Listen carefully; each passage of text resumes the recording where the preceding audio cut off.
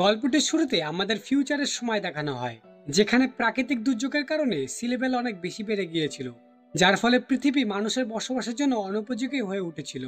এই কারণে বিজ্ঞানীরা পৃথিবীর মানুষজনকে মার্সে নিয়ে যাওয়ার জন্য একটি বড় স্পেসশিপ তৈরি করেছিল, যার নাম ছিল অ্যানাইরা। এই শিপটি হুবহু একদম একটি হোটেলের মতো ছিল, যেখানে মানুষের চিন্তা ভাবনার মতোই সবকিছু লাক্সারি ছিল, যেমন রেস্টুরেন্ট, শপিং মল, পার্ক, পুল, এমনকি নাইট ক্লাবও ছিল, যা যাত্রীরা এই 3 সপ্তাহের যাত্রার মধ্যে এনজয় করতে পারবে। এক কথায় এই শিপটি মানুষের তৈরি একটি প্ল্যানেট ছিল। এরপর আমরা অ্যানাইরার মধ্যে এই গল্পের মূল চরিত্রকে দেখতে পাই, যার নাম ছিল জুরি। আসলে মিমা মানুষের জন্য একটি ভার্চুয়াল প্ল্যানেটের মতো কাজ করত, মানে মিমা পৃথিবীর ধ্বংসের আগের মেমোরিগুলি মানুষদের উপভোগ করাতো, যাতে তারা গভীর চিন্তার মধ্যে থেকে বাইরে থাকতে পারে। এরপর মিমা হলটি পাবলিকলি খোলার আগে মিমারও হলের মধ্যে গিয়ে মিমার ওয়াটারফল এনজয় করতে থাকে, এমনকি সে সেখানে একটি ফলও খেয়েছিল। যাই হোক, সবকিছু আনন্দ নেওয়ার পর মিমারব নিজের রুমের দিকে যেতে থাকে, যেটা খুবই একটি ছোট্ট রুম ছিল। তবে সেই রুমটিকেও একজন অ্যাস্ট্রোনমারের সাথে তাকে শেয়ার করতে হতো, কিন্তু এখানে অ্যাস্ট্রোনমার অনেক হাসি খুশি ছিল, এমনকি সে মিমারপের সাথে অনেক মজাও করতে থাকে। তাই মিমারপের কোনো প্রবলেম হয় না রুম শেয়ার করতে। এরপর তারা যে যার মতো ঘুমিয়ে পড়ে। আর পরের দিন সকালে মিমারব মানে জুরি সকল প্যাসেঞ্জারদের মিমা এনজয় করার জন্য বলে। জুরির কথা শোনার পর মিমা হলে কয়েকজন প্যাসেঞ্জার এসেছিল, যাদের জুরি গাইড করছিল। প্যাসেঞ্জাররা যতই মিম্মাকে এনজয় করছিল, ততই মিম্মা তাদের মাইন্ডকে কন্ট্রোল করছিল।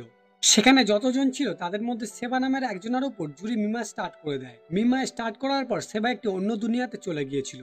মিমার সকল এফেক্টগুলি তার উপর পড়তে থাকে, আর ধীরে ধীরে মিমা তার মাইন্ড কন্ট্রোল করতে থাকে এবং সেবাকে পৃথিবীতে থাকার এক্সপেরিয়েন্স করায়।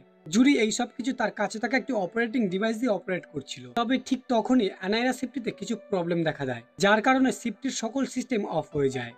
এই সব কিছু দেখার পর শিপটির মধ্যে থাকা সকলেই অনেক ভয় পেয়ে যায়। পাইলটও কিছুই বুঝতে পারছিল না তাদের সাথে হঠাৎ মাত্রই কি হয়ে গেল। আর ঠিক কিছু সময় পর সকল সিস্টেমগুলি একা একাই ঠিক হয়ে যায়। তখন তারা বুঝতে পারে তাদের শিপটি রাস্তা হারিয়ে ফেলেছে। এই সব কিছু দেখার পর পাইলট সকল প্যাসেঞ্জারদের কাছে এসে বলে, আমাদের শিপটি রাস্তা হারিয়ে ফেলেছে, আমরা জানি না আমরা এখন কোথায় যাচ্ছি। আমাদের এখন কোনো প্ল্যানেটের সাহায্য লাগবে, যার সাহায্যে আমরা স্লাইড শটের মাধ্যমে শিপটিকে আবারও সঠিক রাস্তায় নিয়ে যেতে পারবো। কারণ আমাদের শিপের থ্রাস্টে এত শক্তি নেই যা দিয়ে আমরা শিপটিকে সঠিক রাস্তায় নিয়ে যেতে পারবো। তাই আমাদের এখন কোনো প্ল্যানেটের অপেক্ষা করতে হবে। আমরা এটাও জানি না সেই প্ল্যানেটটি আমাদের থেকে ঠিক কতটা দূরে আছে। তাই আমাদের কাছে অপেক্ষা ছাড়া আর কোনো রাস্তা নেই। তবে আমাদের এই যাত্রা 3 সপ্তাহ থেকে কয়েক মাসের হয়ে যাবে। পাইলটের কথা শোনার পর সকল যাত্রীরা অনেক ভয় পেয়ে যায় এবং সেখানে থাকা একজন মহিলার প্যানিক অ্যাটাক হয়ে যায়। তাকে ঠিক করার জন্য তাড়াতাড়ি করে জুরি মিমার রুমে নিয়ে যায়। এরপর ধীরে ধীরে 3 সপ্তাহ কেটে যায়, আর সকল যাত্রীরাও অনেক বদলে গিয়েছিল। তারা সবাই এই সবকিছু ভুলে ভালোভাবে দিন কাটানোর জন্য মিমাকে ব্যবহার করা শুরু করে দিয়েছিল। যাই হোক, এইদিকে জুরির অনেক প্রেসের কারণে তার ঘুম আসছিল না। এরপর জুরি পুলে যায় স্নান করার জন্য। সেখানে ক্যাপ্টেন ইসাগেলও এসেছিল। সে তাকে অনেক পছন্দ করত, কিন্তু সে তাকে কখনো বলতে পারেনি। এরপর সব কমপ্লিট করার পর জুরি আবার রুমে চলে আসে। রুমে আসার পর সেই অ্যাস্ট্রোনমার জুরিকে বলে, আমাদের শিপটি সত্যি হারিয়ে গেছে, আর আমাদের আশেপাশে কোনো প্ল্যানেটও নেই যার দ্বারা আমরা ফিরে যেতে পারবো। আমরা এখানে পুরোপুরিভাবে হারিয়ে গিয়েছি, আর এই সত্যিটা ক্যাপ্টেনও জানে। তবে সে সকল প্যাসেঞ্জারদের কাছ থেকে এটা লুকিয়ে রেখেছে। তবে প্যাসেঞ্জাররা যাতে বেশি হাইপার না হয়, তাই সে সবাইকে মিথ্যা বলেছিল। এই কথা শোনার পর জুরিও অনেক ভয় পেয়ে যায়, আর সেই ভয়ের হাত থেকে বাঁচার জন্য তাড়াতাড়ি করে অ্যালকোহল নিয়ে মিমার রুমে চলে আসে এবং সে পৃথিবীর স্বপ্নে হারিয়ে যায়। এরপর জুরি ঠিক হওয়ার পর সে মিমা রুম থেকে বেরিয়ে যেতে থাকে। তখন রাস্তার মধ্যে সে একজন প্যাসেঞ্জারকে দেখতে পায়, যাকে সেই অ্যাস্ট্রোনমার সব সত্যি বলে দিয়েছিল যে তারা স্পেসে হারিয়ে গিয়েছিল। এই কারণে তারও প্যানিক অ্যাটাক চলে এসেছিল। এটা দেখার পর জুরি তাকে শান্ত করার জন্য মিমা রুমে নিয়ে আসে। সেখানে আগে থেকেই অনেক মানুষজন ছিল। দেখে মনে হচ্ছিল তারা যেন সবাই ঘুমিয়ে আছে, কিন্তু তারা এখন গভীর স্বপ্নের মধ্যে আছে। তারা এখন পৃথিবীর কোনো না কোনো এক জায়গায় নিজেকে ইমাজিন করছে। এইদিকে ফাইনালি একদিন জুরি ক্যাপ্টেনের সাথে দেখা করে এবং তাকে সাহায্য করার জন্য বলে। জুরি ক্যাপ্টেনকে বলে, যদি সবাই জানতে পারে আমরা এই মহাকাশে হারিয়ে গিয়েছি, সেদিন মিমার ব্যবহার আরো বেশি বেড়ে যাবে। এতে মিমা তাড়াতাড়ি খারাপ হয়ে যাবে। জুরির কথা শোনার পর ক্যাপ্টেনও তার কথা বুঝতে পারে এবং ক্যাপ্টেন জুরিকে বলে, খুব তাড়াতাড়ি শিপের খাবারও শেষ হয়ে যাচ্ছে। খাবার শেষ হয়ে গেলে তখন সবাইকে অ্যালগে খেয়ে থাকতে হবে। তখন আমরা সবাইকে সত্যি কথা বলে দেব। এরপর দেখতে দেখতে প্রায় 3 বছর কেটে যায়, আর শিপের খাবারও শেষ হয়ে যায়। খাবারের বদলে মানুষ এখন অ্যালগে খাওয়া শুরু করেছে। এতে মানুষের শরীরে প্রবলেম দেখা দিচ্ছিল, কিন্তু এটা ছাড়া আর কোনো রাস্তা ছিল না তাদের কাছে। এত কিছু হওয়ার পরও মানুষরা মিমার সাহায্যে কোনো রকম বেঁচে ছিল। এদিকে জুরির ভালোবাসাও বেড়ে গিয়েছিল ইসাগেলের জন্য। এই কথা এবার জুরি সেই অ্যাস্ট্রোনমারকে বলে। জুরির কথা শোনার পর সে বলে, তোমার মনের ফিলিংস এবং মানুষের মনের ভয় এইসব কিছুই না এই মহাকাশের কাছে।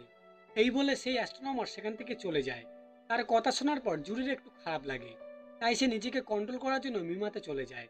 সেখানে যাওয়ার পর জুরি একটি সুন্দর লেকে গিয়ে স্নান করছিল। তখন সে দেখতে পায় আকাশ দিয়ে উড়ে যাওয়া সব পাখিগুলি হঠাৎ করেই মরে নিচে পড়ে যাচ্ছে। এসব দেখার পর জুরি অনেক অবাক হয়ে যায়, কারণ মিমার কাজ ছিল সব ভালো কিছু দেখানো। আর সে দেখতে পায় যারা যারা মিমাতে ছিল তারা সবাই অনেক অদ্ভুতভাবে নড়াচড়া করছিল। এটা দেখার পর জুরি ডিভাইসটি চেক করে। তখন সে বুঝতে পারে মিমা সবাইকে ভয়ঙ্কর সব জিনিস স্বপ্ন দেখাচ্ছে। এর মানে প্যাসেঞ্জাররা ভালোভাবে ঘুম থেকে ওঠার বদলে তারা ভয় পেয়ে ঘুম থেকে উঠবে। তাই জুরি তাড়াতাড়ি মিমা অফ করে দেয় এবং মিমাতে কি খারাপ হয়েছে তা চেক করতে থাকে। চেক করার পর জুরি জানতে পারে ওভারলোডের কারণে মিমা খারাপ হয়ে গিয়েছিল। ঠিক এই কারণে জুরি মিমা বন্ধ করে দিয়েছিল। এইদিকে এটা যখন ক্যাপ্টেন জানতে পারে জুরি মিমা অফ করে দিয়েছে, তখন ক্যাপ্টেন জুরিকে অনেক বকাবকি করতে থাকে আর বলে আমরা যদি মিমা অফ করে দিই তাহলে বিনা ইকোসিস্টেমের কারণে সকল মানুষ পাগল হয়ে যাবে।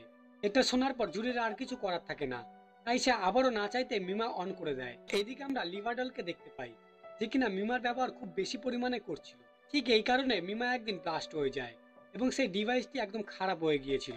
মিমা ব্লাস্ট হওয়ার কারণে সব মানুষ অনেক হতাশ হয়ে গিয়েছিল, কারণ এটাই তাদের শেষ ভরসা ছিল আর সেটাও খারাপ হয়ে গিয়েছে। এই কারণে শিপের মধ্যে জুরিকে গ্রেপ্তার করে নেওয়া হয়। আর এটা যখন ইসাগেল জানতে পারে তখন সে জুরিকে হেল্প করার জন্য ক্যাপ্টেনের সাথে কথা বলার জন্য যায়। সে বলে জুরির কারণে মিমা খারাপ হয়নি, মিমার ওভারলোডের কারণে সেটি খারাপ হয়ে গেছে। কিন্তু ক্যাপ্টেন তার কোনো কথাই শোনে না আর এটাই সত্যি বলে এবং সে ইসাগেলকে উল্টোপাল্টা বলতে থাকে।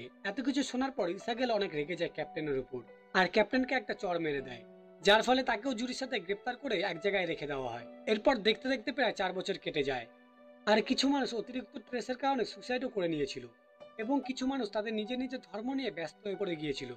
এইদিকে ইসাগেল আর জুরি দুজনেই এক জায়গায় ছিল। তারা একে অপরকে ভালোবাসতে শুরু করে এবং দুজন দুজনের কাছাকাছি আসতে শুরু করে। এবার শিপের মধ্যে স্টাফ কম হওয়ার কারণে তাদের দুজনকে আবারও ছেড়ে দেওয়া হয় এবং কাজে লাগিয়ে দেওয়া হয়। জুরিকে তারা টিচিং এর কাজ করতে দিয়েছিল। 1 বছর পর জেল থেকে বেরিয়ে সে প্রথম শিপটিকে দেখছিল। সেখানে মানুষজন আগের থেকে অনেক বেশি নোংরাভাবে থাকতে শুরু করেছিল, চারিদিকে খুব খারাপ অবস্থা হয়ে গিয়েছিল। যাই হোক, এরপর ইসাগেল আর জুরি এক জায়গায় বসে কথা বলছিল। ঠিক তখনই সেখানে সেভিকা চলে আসে আর তাদেরকে লেভিডলের ক্লাউডে জয়েন হতে বলে। কিন্তু জুরি বুঝতে পেরে গিয়েছিল এই ক্লাউডের লোকজন আসলে মিমা খারাপ হওয়ার কারণে জুরিকে মারতে চাইছিল। তবে সেভিকা তাদেরকে বলে এইসব কিছুই না। এরপর যখন তারা দুজন সেই ক্লাউডে যায় তখন তারা দেখতে পায় সেখানকার মানুষজনরা অদ্ভুতভাবে নিজের মুখে পেন্টিং করে রেখেছিল। আর একটা পেয়ারের পরে সেখানে থাকা সবাই একে অপরের সাথে ইন্টিমেন্ট হওয়া শুরু করে। তাদের সাথে জুরিও মিলে যায়। এরপর কিছু মাস কাটার পর আমরা জানতে পারি ইসাগেল প্রেগনেন্ট হয়ে গিয়েছিল, তাই সে অনেক আপসেট হয়ে গিয়েছিল।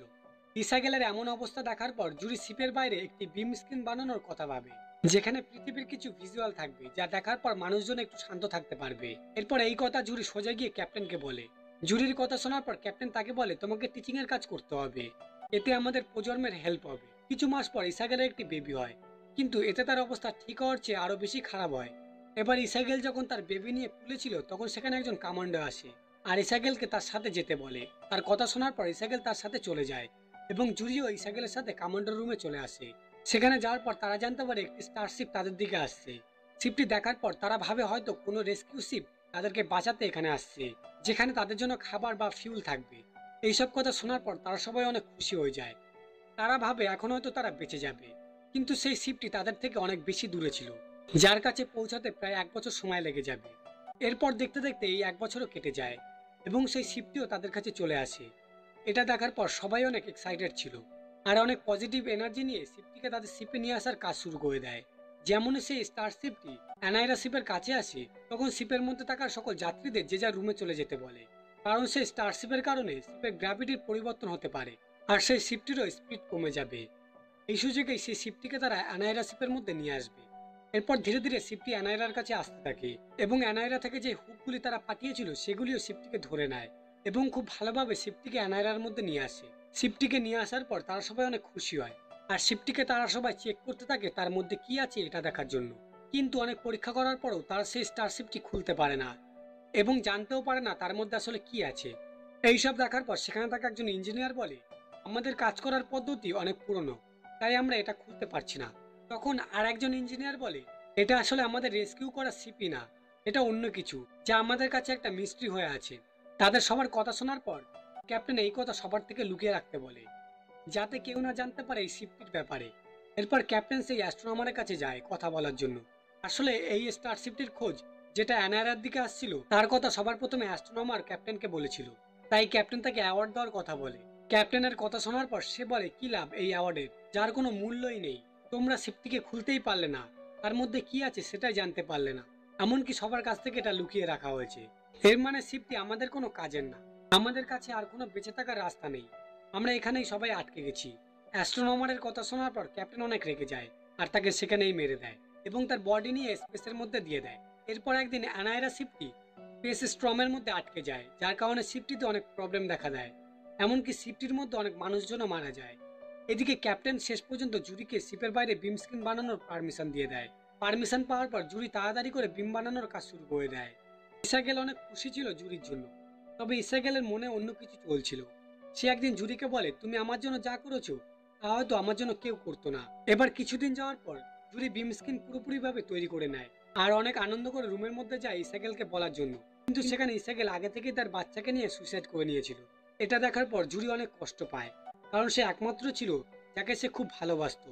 এবার দেখতে দেখতে প্রায় 10 বছর কেটে গিয়েছিল। শিপের মধ্যে মাত্র কয়েকজন বেঁচে ছিল, তবে তখনও ক্যাপ্টেন অনেক কনফিডেন্টলি চলছিল। সে মনে হচ্ছিল যেন কিছুই হয়নি, তবে সেও জানতো তারা আর মাত্র কয়েকদিনই বাঁচবে।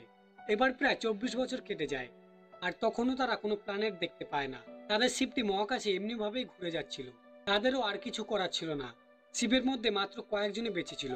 এরপর গল্পের শেষে আমরা দেখতে পাই প্রায় 6 বিলিয়ন বছর মানে 60 লাখ বছর পরে তাদের এই অ্যানায়রা শিপটি একটি প্ল্যানেটের কাছ থেকে যাচ্ছে।